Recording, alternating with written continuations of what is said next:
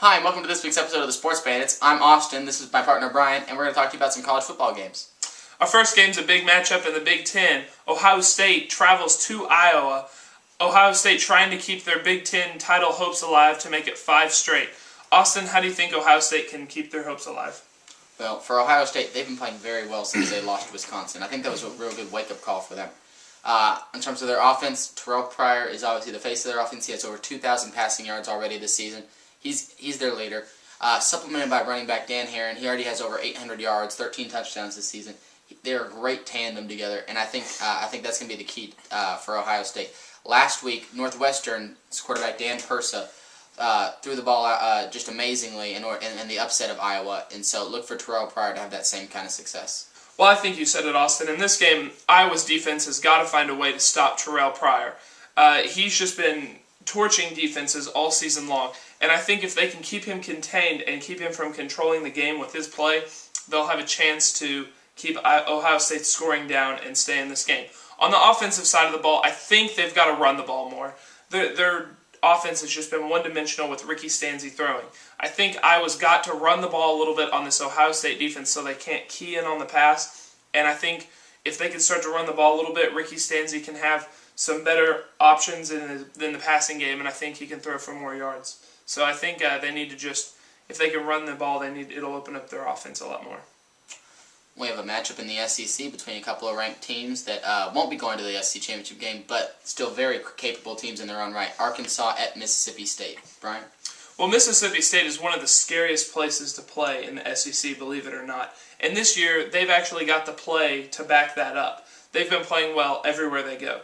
I think in this game, they really need to have Michael Vick-like play from their quarterback, and if he can cause some things to happen with his feet as well as through the air, it will help open up everything on the offensive side of the ball. On the defense, here we go again. You got to stop Ryan Mallett. If you can slow down Ryan Mallett at all, it gives your offense a chance to put up enough points to stay in the game with the Arkansas offense. Ryan Mallett is very diverse, great player, pro-ready, so I think they really need to slow him down to be able to stay in this game.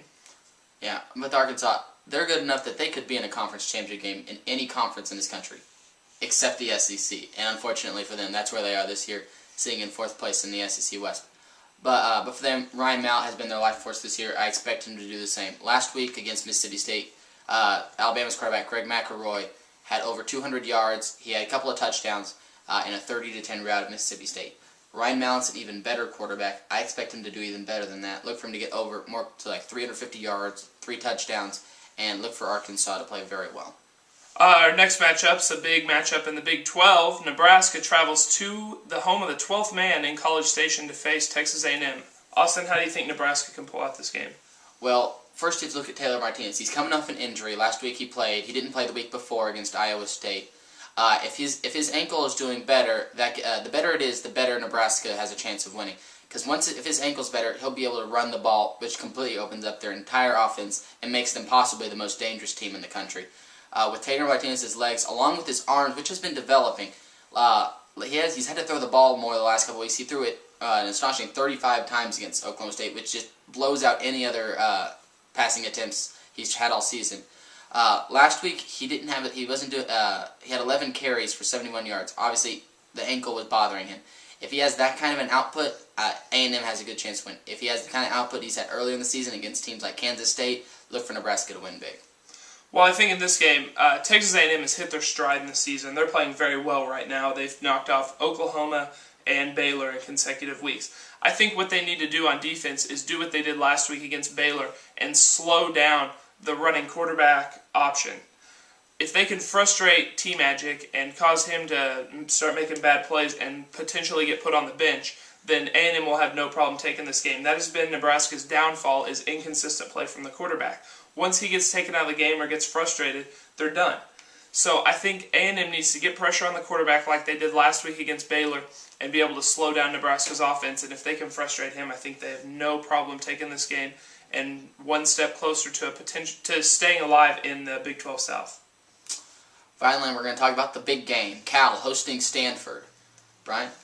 Well, I think Stanford needs a big game from Andrew Luck. Cal's defense at home is just unbearable. That was a joke. Wasn't a good joke, just FYI. I think that last week the Cal Bears were able to step up and stop Oregon's very prolific offense, possibly the best offense in the nation. And I think that if Andrew Luck can produce some big plays on the offensive side of the ball, Cal's offense has shown that they're not very good, and I really feel that Stanford's defense will have no trouble slowing them down. So I think the key for Stanford in this game is to just get big offensive plays, because they're not going to be able to just continually pound it. They just need a couple big breakaways, and they'll be able to stay in this game. Well, Cal, they're 5-5 on the season. It's not very impressive, but in their 2 losses to ranked teams, it was by a combined 3 points. Earlier in the season to Arizona and last week against Oregon. So they step up for the big games, and of course this is called the big game for them, and I expect them to play well. You mentioned the Cal defense playing very well, like that. They held the explosive Oregon Duck defense to just 15 points. And to expand on your comment, I think their defense will have to be golden in order for them to have a good game.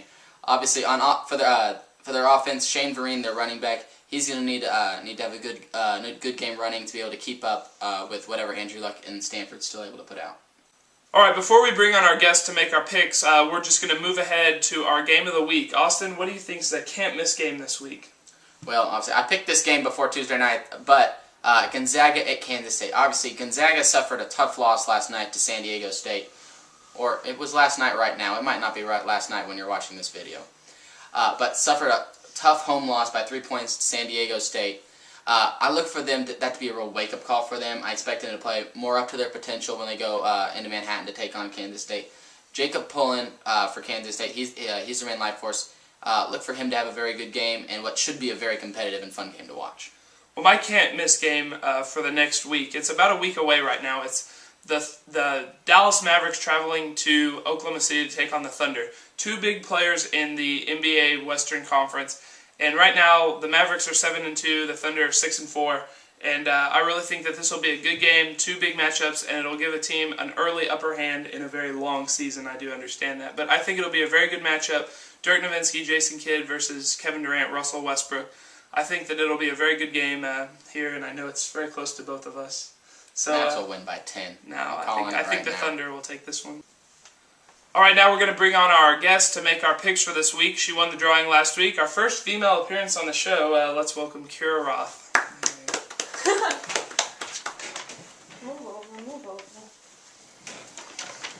Hi, Kira. Thanks for joining us. You're welcome. All right, let's start with our first game, Ohio State traveling to Iowa. Austin, how do you see this game coming out? I like Terrell Pryor. I like the Buckeyes. I think they'll win 27-20. I, too, like the Buckeyes, unfortunately. I've been riding the Iowa bandwagon, but last week was just kind of the last straw for me. I really think Terrell Pryor will be able to dictate this game, and they'll have no problem putting away Iowa in Iowa City. Well, I think Iowa can pull out a win on this one. They're at home, and they're playing with a chip on their shoulder, and they would like to take Ohio State out of contention for the title, so I'm going to go with Iowa on this one. Moving on to our matchup from the SEC, Arkansas at Mississippi State. Brian? Well, I think Mississippi State will take this game, surprisingly. They're a good team when they play at home. They've been playing well at home all season. That crowd is really rowdy, just like every other SEC home crowd. I think that they can slow down Ryan Mallett just enough that they'll be able to pull this one out in Mississippi. So, I love Ryan Mallett. I think he's going to play well. I think Arkansas will be able to win this one fairly easily, 35-20. Well, this game kind of depends on how Austin's man crush Ryan Mallett will play. Mississippi State's defense couldn't stop Greg McElroy last week, and I think that Ryan Mallett will be able to stomp all over them. All right, our next game is Nebraska, the Big Red, traveling to the 12th man, and Texas A&M. Austin, how do you see this game going? Well, obviously, as I said, it's key to see how Taylor Martinez's health is. I think he's going to be better. I think Nebraska's offense will be more opened up, and I think they'll be able to win 43-31. Well, I think that Nebraska will play well in this game. Bo Pelini came out and said that Big Red was better than the 12th man. So I think that'll give Texas A&M a little bit of bulletin board material. But I really think that Nebraska's been playing well against the Big 12 South teams. They haven't lost a one yet. So I think that they can continue that string and that they'll be able to push past Texas A&M and stake their claim in the Big 12 title game.